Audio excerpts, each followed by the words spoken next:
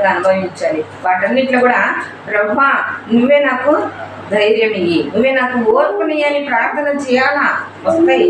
మనం అనుకుంటాం నాకా ఇన్ని కష్టాలు, నాకా అవునా, నువ్వు క్రీస్తు బిడ్డవు కాబట్టి నీకు అన్ని కష్టాలు ఆహ్వానించినాడు దేవుడు.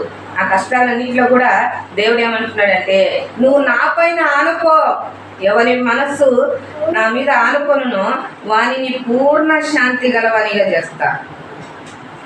మన విశ్వాసం అంతా కొద్దిగానే ఉంటుంది, కొద్దిగానే హై బై అన్నట్టుగా.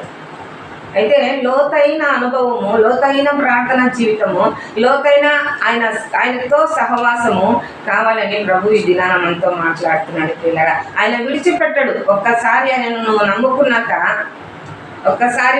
నమ్ముకున్నాక, ఆయన మనల్ని వదిలిపెట్టాడు. ఆయన కాపాడుతూనే ఉంటాడు. ఎన్నిసార్లున్నా పడిపో, ఆయన లేపుతూనే ఉంటాడు. ఆయన దక్షిణ హస్తం మనల్ని వెంటాడుతూనే ఉంటుంది. ఇంకా గమనిస్తే 27వ అధ్యాయం, యెషయా గ్రంథం 27వ అధ్యాయము 3వ వచనం.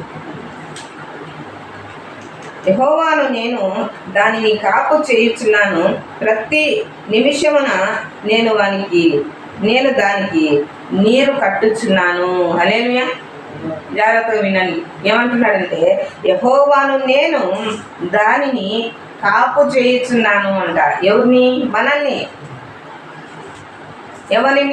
ఎవరి మనస్సుని మీద ఆనుకొనునో వానిని పూర్ణ శాంతి గలవానిగా కాపాడుతానన్న దేవుడు ఆయన ఏమంటున్నాడు యెహోవాను నేను దానిని కాపు చేయుచున్నాను. కాపాడుతూ ఉన్నాడంట ఆయన. ఇంకంత మాత్రమే కాదు, ప్రతి నిమిషమున నేను దానికి నీరు కట్టుచున్నాను. ఎప్పుడు?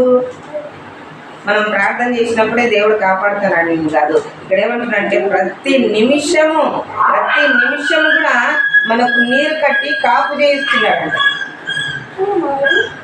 మనం జీవించాలని, లేకపోతే ఆత్మీయంగా బలపడాలని. చాలాసార్లు పడిపోతుంటాం, లేస్తుంటాం, పడిపోతుంటాం, లేస్తుంటాం. లేపేదెవరు? ఆయన మాత్రమే.